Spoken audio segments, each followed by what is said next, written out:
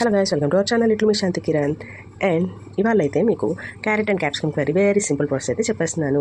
First onion, పచ్చిమిర్చి, కరివేపాకుని అయితే చిన్నగా కట్ చేసుకొని ఆయిల్లో అయితే ఫ్రై చేసుకోవాలి. అండ్ ఇది వచ్చేసి ఫ్రై అండి.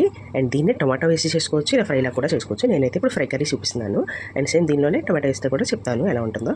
అండ్ క్యారెట్ని అయితే చిన్న చిన్న ముక్కలుగా కట్ చేసుకోవాలి. క్యారెట్, క్యాప్సికమ్ కూడా ఫస్ట్ అయితే క్యారెట్ని ఫ్రై చేసుకోవాలండి. క్యారెట్ కొంచెం హార్డ్గా ఉంటుంది కాబట్టి ఫ్రై అవ్వడానికి టైం పడుతుంది. సో క్యారెట్ ఉడికేటప్పుడే కొంచెం ఉప్పు అండ్ ఆల్సో పసుపు కూడా వేసుకుంటే చాలా త్వరగా ఫ్రై అవుతాయి అండ్ సాఫ్ట్గా కుక్ అవుతాయి. చేసుకోవాలండి. చక్కగా ఇలాగా సాఫ్ట్గా అయ్యే వరకు ఫ్రై అయితే చేసుకోవాలి. సేమ్ క్యారెట్ ఫ్రై ఎలా చేస్తామో అలాగేనండి. ఇలా ఫ్రై అయితే అయిపోయిన తర్వాత కట్ చేసి పెట్టుకున్న క్యాప్సికమ్ ముక్కలు అయితే వేసుకోవాలి. క్యాప్సికమ్ చాలా త్వరగా ఉడికిపోతుంది. సో క్యారెట్ కోసమే ఎక్కువ టైం అయితే పడుతుంది. క్యాప్సికమ్ చాలా త్వరగా అయితే ఉడికిపోతుంది. ఈ కర్రీ వచ్చేసి టిఫిన్స్లోకి బాగుంటుందండి, అలాగే రోటీ, చపాతీ వాటిలోకి బాగుంటుంది అండ్ రైస్లో కూడా చాలా బాగుంటుంది. క్యాప్సికమ్ కూడా మంచిగా ఉడికిపోయిన తర్వాత కారం అండ్ కొంచెం ధనియాల పొడి అయితే వేసుకొని మళ్ళీ ఒకసారి కలిపేసుకోవాలి.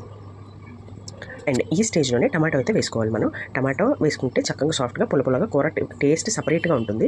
ఫ్రైకి వచ్చేసి మనం కొబ్బరి పొడి అయితే వేసుకుంటాం. లాస్ట్లో దింపే ముందు కొబ్బరి పొడి వేసుకుంటే చాలండి. ఇది వచ్చేసి ఫ్రై. అండ్ మనకి కావాలంటే తాలింపు దినుసులు కూడా వేసుకుంటే ఇంకా బాగుంటుంది. టమాటో వేసుకుంటే పుల్లటి ఫ్లేవర్తో కర్రీ సపరేట్గా ఉంటుంది. అండ్ ఇది ఎలా ఉందో మీరు ఒకసారి ట్రై చేయండి. అండ్ కర్రీ నచ్చిందా లేదంటే ఫ్రై నచ్చిందా కూడా కామెంట్ చేసేయండి. Please subscribe guys.